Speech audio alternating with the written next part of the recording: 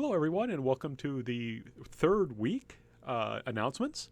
So, a few things about upcoming events and assignments, and some things about last week.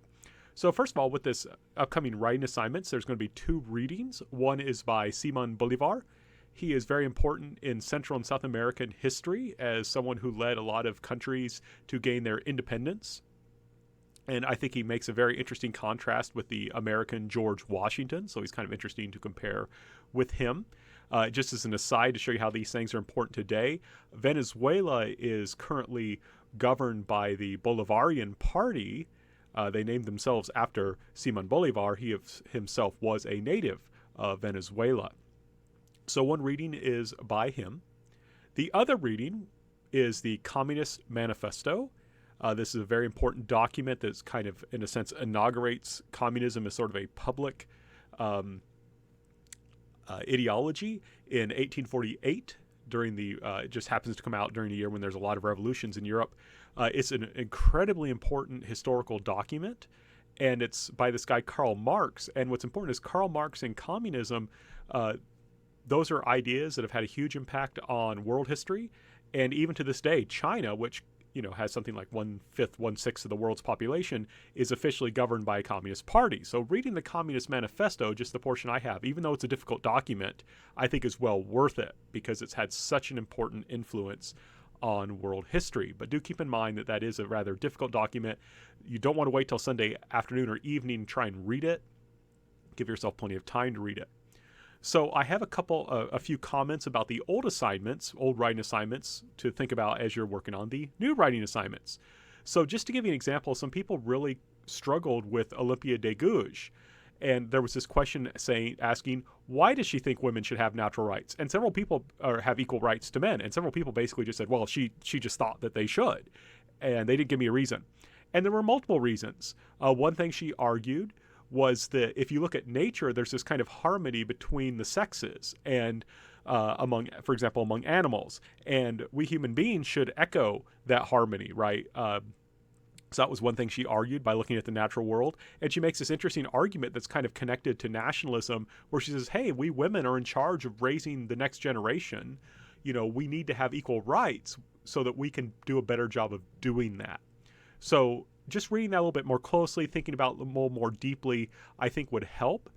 It's important one reason I want to stress why I do this is that it reinforces, of course, what I'm saying in the lectures. Like if you read Olympia de Gouges and then hear me lecture about her, or the other way around, either one is fine, then you're more likely to do better on the quiz when there's questions about Olympia de Gouges and the Enlightenment.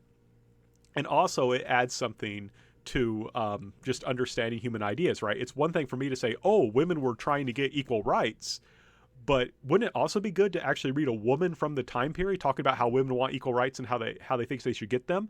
I can tell you about a slave rebellion in Haiti and how people of African descent were struggling for their rights and their freedoms, but I could also have you read something by one of these people of African descent trying to do just that, and that adds something. I think it adds a lot to history. So do please take your time, get a lot out of these, I hope, because I think they really add depth to the history and understanding just, how the world got to be the way it is today. A couple things. Remember, it does say to answer in your own words. Avoid quoting. A lot of times when people are actually quoting from these things, it seems like they don't really understand necessarily what's going on. They're like, oh, this quote kind of fits what the question is, so I'll just throw this quote in here. Don't do that. Answer in your own words so I can make sure that you understand what you're answering.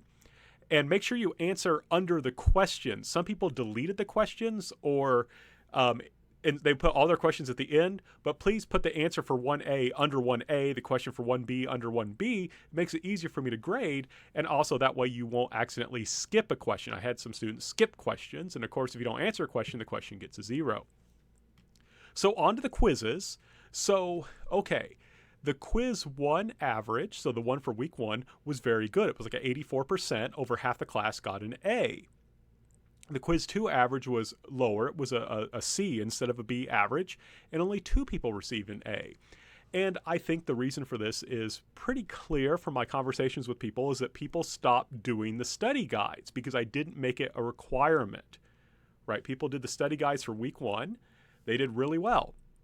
So, and my guess is people didn't do the study guides for week 2, at least not as much or not as vigorously, not as comprehensively, and so that caused grades to go down. So it's very important, if you saw your grade go down and you did the study guide for week 1 but you didn't do it for week 2, that's why it probably went down. And I mean, this is, like I said in the initial week, this is a real class. I teach History 122 typically in the spring, and so it's a normal semester class, and it should be just as rigorous, right? Summer classes don't mean easier classes, right? They need to be just as rigorous. Students should be learning approximately the same amount material. So that's how it's set up. But I have to stress, when I teach in the spring, I usually end up with a lot of A's and B's, because while this material is not necessarily easy, because of the study guides, and I give those in my spring classes as well, it's relatively easy if people invest the time in it. If you take the time to answer the study guide questions, that will help you do well. And there's a saying among teachers, if you can't teach something, you don't really understand it. If you can't explain something to someone, it means you don't understand it. And the study guides, when you answer them in complete sentences, shows and helps you to understand, right? If you can answer those questions on the study guides using your notes, then you understand the material. If you can't answer those questions, then you need to review the material again. And that's the convenience of an online class, is you can just listen to the lecture again, or you can listen to the part that you are not sure about. And I do my best to make sure that the study guides go in the order of the videos, both within the video and within the links on the page.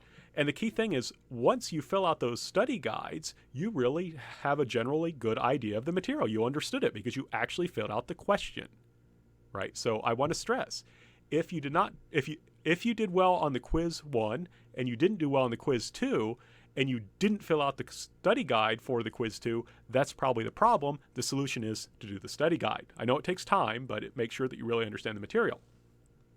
Now, I figured that would happen because that happens typically when I teach it in the spring. People do well in the first exam because I have a study guide assignment. They don't do so well in the second exam because I don't have a study guide assignment. So I have a bonus assignment. So in the week 3 folder, there should be something that says bonus assignment. Basically, by Friday, 11:59 p.m., submit on that link a filled out week 3 study guide. Very simple, right?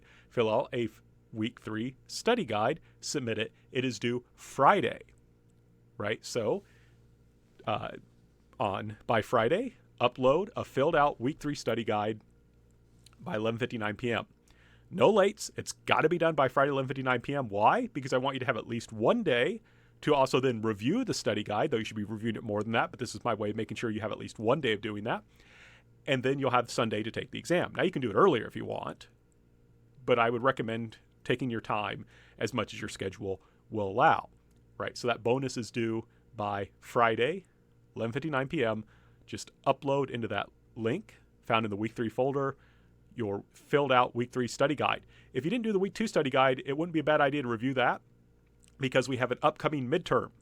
The midterm will cover the material from week 2, week 1, and week 3, right? Week 1, 2, 3 for the midterm. That midterm will be 50 questions, each worth 4 points, right? 50 questions, each worth 4 points. So it's a little bit different. And because it's 50 questions, you have 50 minutes, right? You have longer to take it, 1 minute for each question. So do keep that in mind, that the midterm is comprehensive. The final is also comprehensive, so don't throw away those study guides. Keep taking it. It makes it a lot easier to do well. Do the bonus assignment.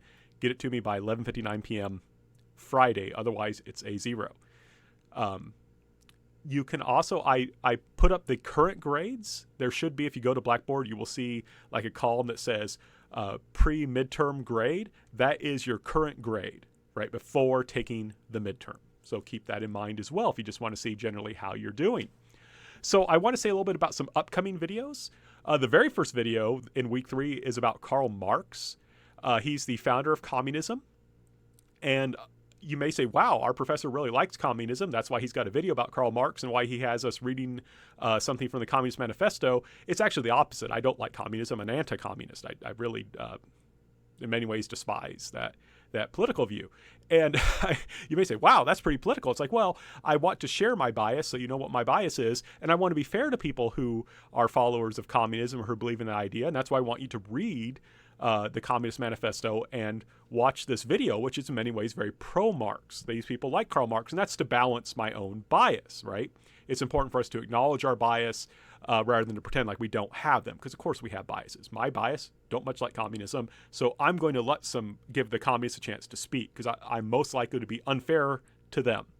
But yeah, there's a lot of stuff I disagree with, so don't think that I'm endorsing communism by having you read stuff and watch videos about it. It's simply because I disagree with it, and I think you should hear people who are more in agreement with it. There's a couple videos also about Otto von Bismarck and Mary Seacole. Those are extra credits videos that I'm not saying that it's extra credit. That's the group that makes them extra credits. It's also called extra history. It's a reference to video games when you could get extra credits by doing really well on an arcade game. But basically what those videos are is I want to show you, give you a sense of just the personalities of the people we study. Oftentimes in history, we just study people's ideas, but I want us to understand that they're human beings. And Bismarck and Mary Seacole are really fascinating human beings. Like some people are just, they're the kind of people I'd love to have lunch with or have a coffee with. In the case of Otto von Bismarck, you could have a lot of fun with him. He was pretty crazy, as you'll find out. That's something to keep in mind. And also, there is a video of the Buffalo Soldiers, a song by Bob Marley. That's meant to be kind of fun, but it does connect to history. And I don't want to spoil the surprise, but basically, I like to show how history impacts popular culture. And Bob Marley, in his song about the Buffalo Soldiers, is basically singing about the Spanish-American War, if I understand Mr. Marley correctly. But it's a fun song, and you may be really confused by the questions associated with the Buffalo Soldiers video. It's basically fill in the blank. It's meant to be fun, and hopefully it'll be an easy quiz question, midterm question. I think it's appropriate then that the password for this week, which needs to be sent to me by Tuesday, 11:59 p.m., is Buffalo Soldiers, right? That's the password. Buffalo Soldiers, send it to me by Tuesday, 11:59 p.m. So it's all good. I look forward to people doing that bonus assignment, getting those midterm grades up, recovering some points. Oh my gosh, I did not tell you how many points the bonus assignment was worth. The bonus assignment is worth 20 points, right? The bonus assignment is worth 20 points. So that's a way that you can really recover from that second quiz. Remember, the second quiz is worth 90 points. The bonus assignment is worth 20. Some people dropped like 15 or 20 points. So this is a way to catch back up. So that bonus assignment I mentioned that's due by Friday is worth 20 points. I'm sorry for forgetting to mention that. So bonus assignment due by Friday, 11:59 p.m. Don't forget to send me the password Buffalo Soldiers by 11:59 p.m. Tuesday. And don't forget to take the midterm, and I hope you will do well with it. And of course, also remember to complete the third writing assignment. It's all there in the schedule. Good luck.